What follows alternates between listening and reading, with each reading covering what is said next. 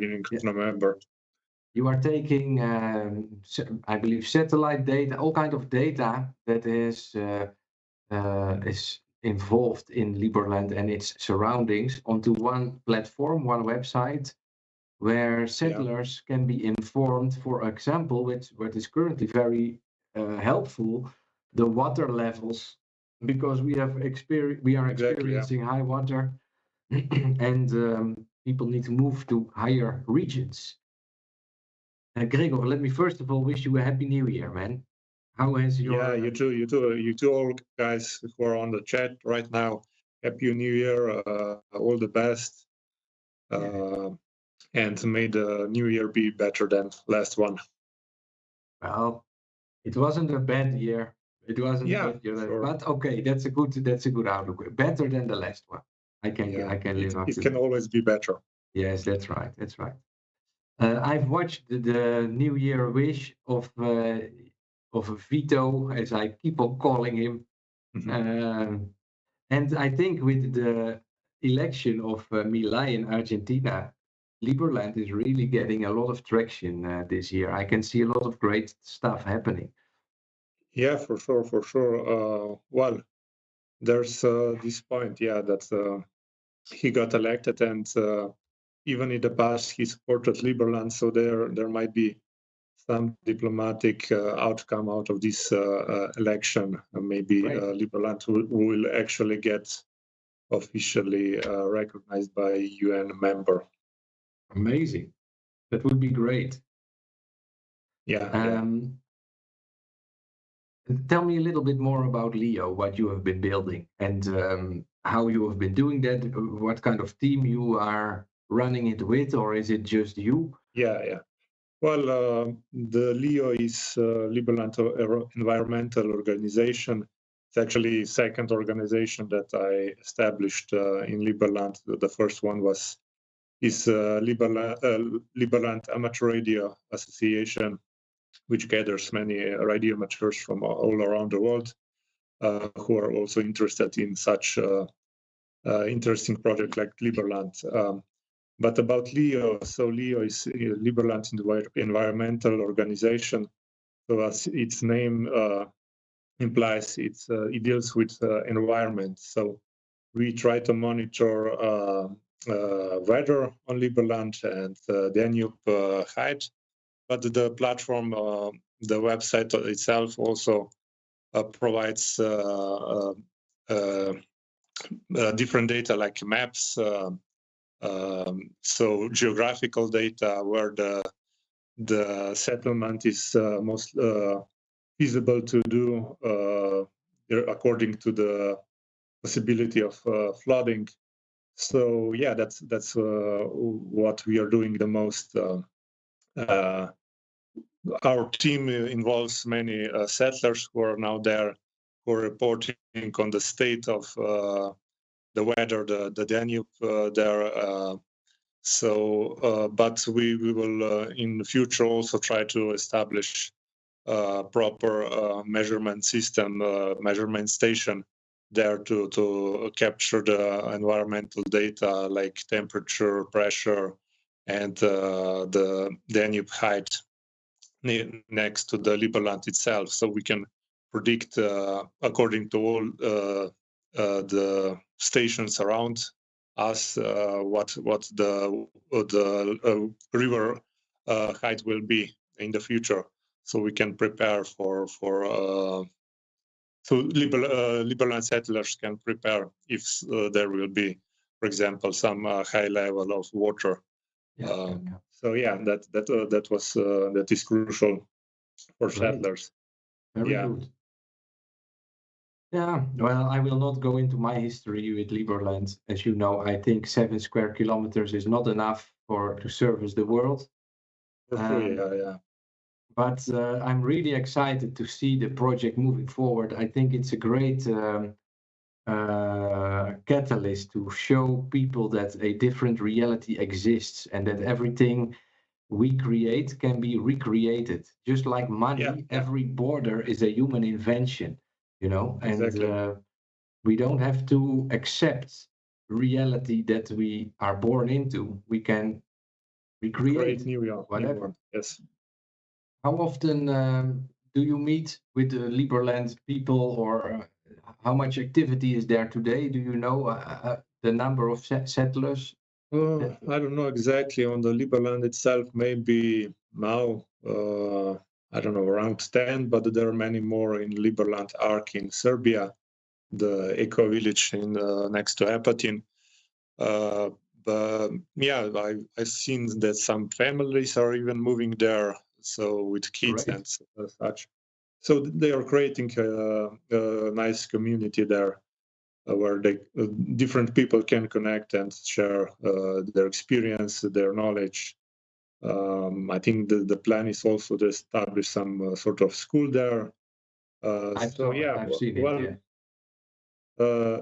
that's, I think, the main point, and also what I like most about Liberland is the community behind it, because you get all sorts of people from all corners of the world gather in one place, and you can talk about anything basically, sharing different knowledge like cryptocurrencies and other topics that each person is good at and knows about it.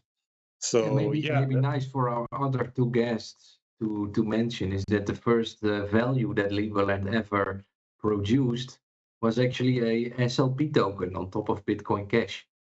And yeah, yeah, I do believe that a different value system has been launched recently, right? And they so are you already have trading or not yet or close to. me personally not such, but we have LLM, so it's Liberland Merit, which has total cap of 70 million tokens, let's say, and is actually connected to Liberland's land area, because the Liberland is around 7 square kilometers big, so that is planned to divide the land to the settlers or the citizens that has merits. And there is approximately 10% of supply given out each year to all the people who contribute to the Liberland project. Yes. So yeah, all the 70 million will one day be given out, and that's why also there is Liberland dollar, that is then traded on markets, and I think it's based on Polkadot, if I'm not mistaken. I believe so. Yeah. Yeah. So, but I think this kind of token or is inflationary, so it increases. I've written 10% annual expansions, but it can be adjusted by citizens. So I've written down a little bit of notes. Yeah. It's like it's a fork of Polkadot, I believe. So most of the tokenomics of Polkadot are copied to the Liberland dollar. Exactly. What is your? Are you going to keep on building on the Leo platform, or are you planning something extra, Gregor, for the upcoming year? Yeah, well, for sure. I plan to gather some funds to actually set up a proper meteorological station in Liberland to measure. I already ordered some equipment to actually build it on the Liberland soil. But yeah, also I have plans with LARA, Liberland Amateur Radio Association, when the situation there will be good enough, because we, as you know, we have some problems with the Croatian police. Yes, I know. But we mainly try to maintain good relations with them. But yeah, there is politics behind it, and of course, no. In that perspective, I really see the global way of dealing with things changing, and with a very bright future for Liberland. Very good. Yeah, I think if actually Liberland got recognized by Argentina, it will be some step forward, some shift will be made by this action, and if some other countries will follow, that yeah, we can actually show that such countries possible, that some such ideas of how a community can function will actually be proven in the terrain, and this model can be also then copied to other places on the world. Because as you said, Liberland is too small, and we really don't want to have it overpopulated. But the point is that this model can be proven and then used on the other parts of the world, the other countries. Absolutely. Yeah, great. I'm looking forward to see more in a way, you know? Yeah, of course, me too. I've been with projects for now, 8 years, and it's good to see how it progresses, what the obstacles are, and yeah, but it's good to stay positive and have hopes for the future that the initial ideas of Liberland will eventually come true. Yeah, I hope so. Yeah, I don't know if anybody else got a question. I know many things already, so I'm not the best at thinking of what I should be asking. It's also with my history. I try to be, I don't want to go in my direction on this now. Yeah, I was just looking at reading up on some of the information. I'm aware of Liberland. I've heard of it before, and I knew a little bit about it, but I didn't know in any great detail. And I was just looking up some more of the information about it. So the trade with Serbia, like how is that happening? Like, I guess at some point, are they planning to? Like, I understand you can already just get some trade going, and then at some point they kind of have to say, "Wait, this is legitimate, right?"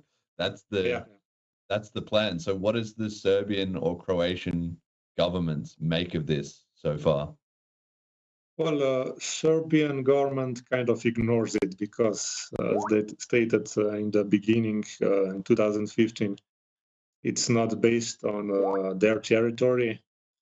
But on Croatian other side has sort of problem with it because on their maps it's not located on the Croatian soil, but according to some agreement after the Balkan Wars between Croatia and Serbia, they established temporary border, let's say, on the middle of the Danube, but actually the catastrophe wise it's neither Croatia nor Serbia, so Croatia is now sort of protecting this land, so later they could make some deals with Serbia where the actual border would go, because the Croatian definition of border is where the Danube used to be, like, I don't know, 200 years ago, but the river shifted then, and they made some channels to make transport on the river easier.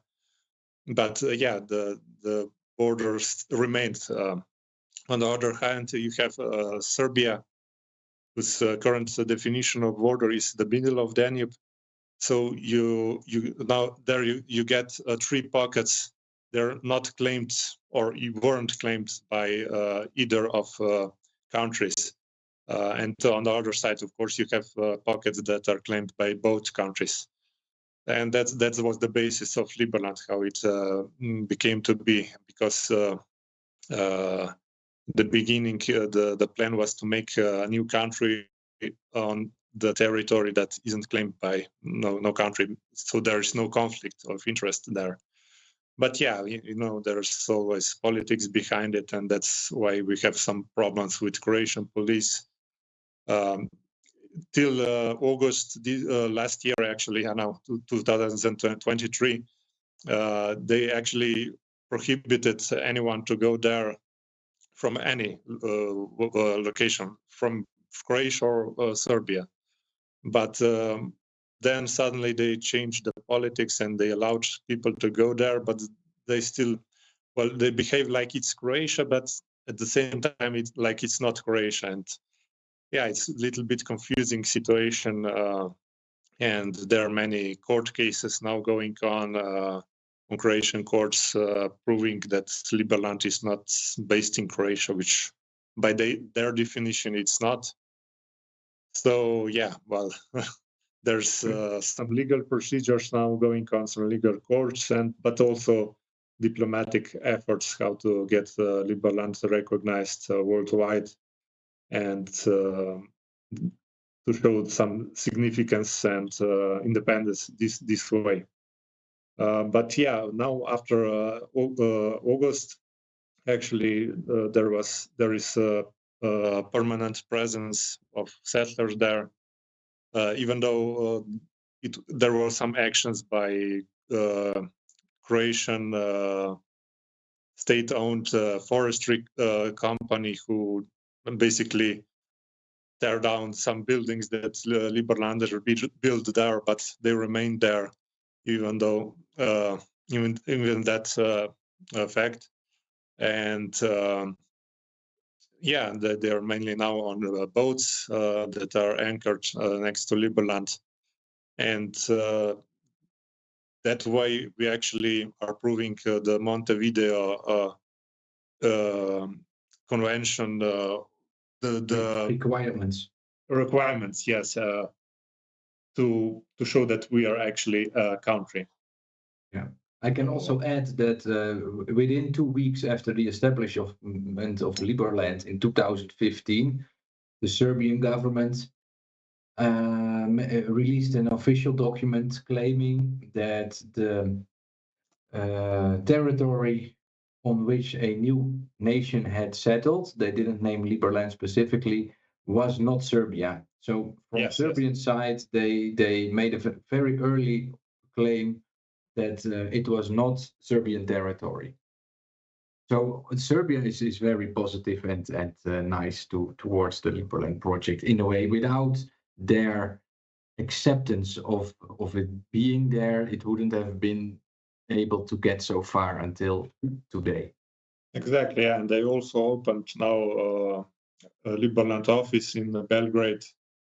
So yeah, I should have visited. The way they are quietly supporting us, but of course, politically wise, they have to remain neutral. Or yeah. Yes. They cannot. No, but I like it. I like it a lot because it's it's the same as like a cryptocurrency kind of idea, right? A lot of people come to me and they say, Jeremy, isn't the government going to shut down cryptocurrency? I say, no, they're not. And the reason is very simple.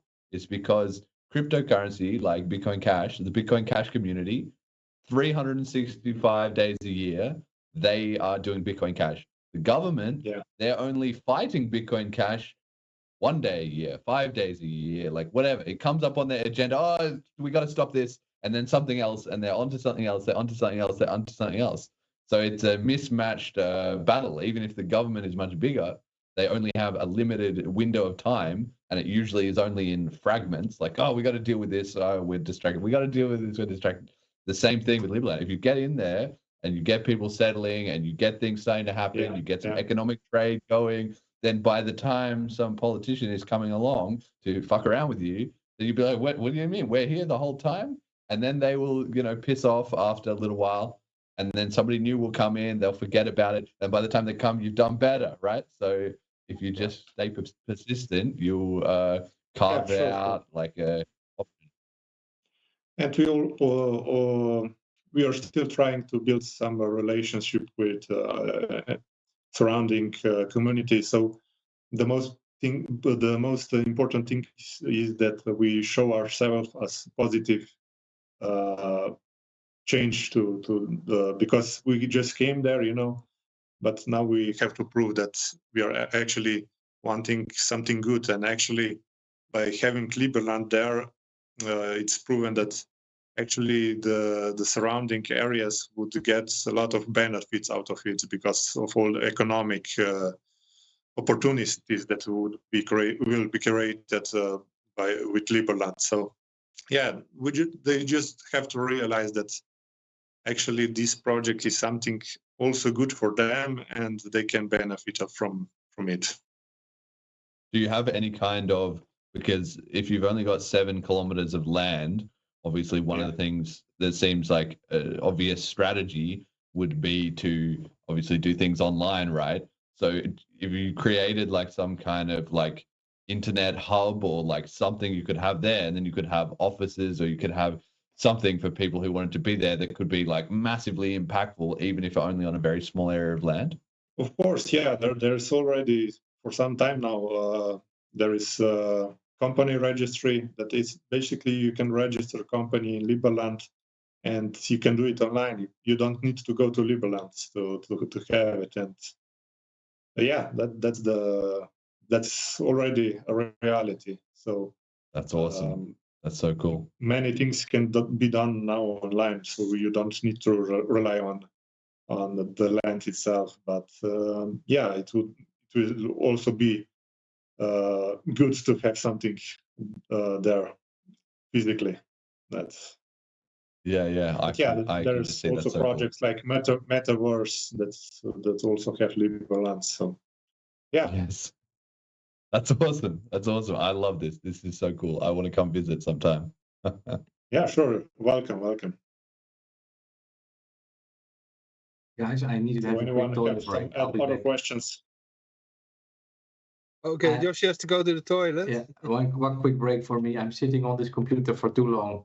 Yeah, I have some bubbles, but that's for later on. I want to celebrate the birthday of Bitcoin. But I'm waiting till the pizza is finished. We have to do it in style, eh? Pizza and champagne. Yes. Pizza. Yeah. What is that? 15 years, right? Yeah, 50 years. Yeah, and I was also tried to enter Liberland. Was with Yoshi. I filmed it, but then there was this Croatian boat with the big gun on it. So the only thing we could do was shooting champagne corks. Yeah, but it's very nice, a nice area. How close do you live to the Liberland area? Well, actually, I'm from Slovenia, so it's like I don't know, 500 kilometers from here. But last year I've been twice there in Liberland itself. So 1 week after the borders have opened, when they allowed people to move in, I was staying there in a tent basically, or out in open. We had some picnics there every day. We were celebrating. There was also one boat anchored nearby, so that was like a base. And later in September, I went for Witt's birthday anniversary. There were a lot of people there, like 40, I think, in the Liberland itself. So we also have a nice party. And yeah, it's like an adventure, out in the nature. And it's a special feeling. It's hard to describe. Yeah, I see Tom Wenzel is there. Is it already that late? Zeker. Live from Amersfoort. Oké. Oh, jij zit ook in Amersfoort. Zeker, ja. Oké.